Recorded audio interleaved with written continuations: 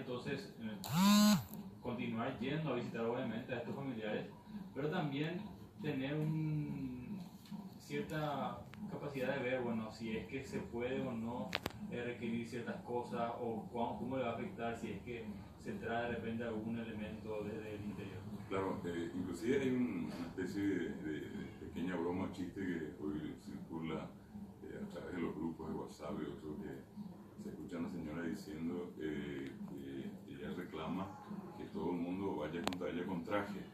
Entonces que la gente ya traje maíz, traje leche, traje harina, bueno, es un poco la invitación a no solamente ir para traer, sino que también llevar algo de acá.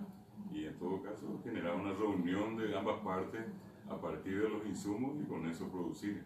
Porque obviamente cuando uno sale al interior va en familia y hoy en día probablemente 4, 5 o 6 personas que podamos ir a una casa donde también se van de 5 o 6 duplica digamos los gastos.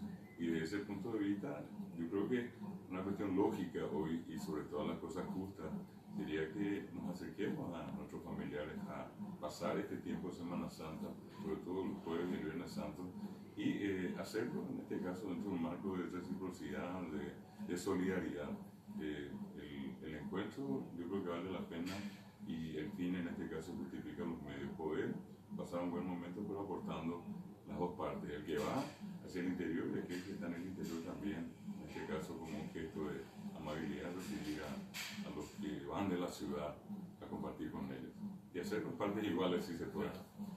Claro, genial, gracias. Obvio, lo que se puede hacer en todo caso como sistema de reciprocidad es, bueno, preguntarle a tu pariente, bueno, ¿qué te falta? Que quizás ahí en la ciudad y que es más barato y más accesible de conseguir que algo que está en el interior. Y yo creo que una cuestión muy importante pasa por el hecho que también dentro de esa modestia por una parte, yo creo también de una nobleza en la gente, sobre todo el interior, no pedir, ni siquiera eso, no le pregunta a Bobbio y que tú ya colabora, y no hay necesidad. Entonces, por allí, a lo mejor todavía este proceso se torna un poco, entre comillas, complicado. Sin embargo, yo creo que no podemos dejar de ver que si vamos mucho, algo que aportar. A no ser que sea una familia que tenga un gran poder económico.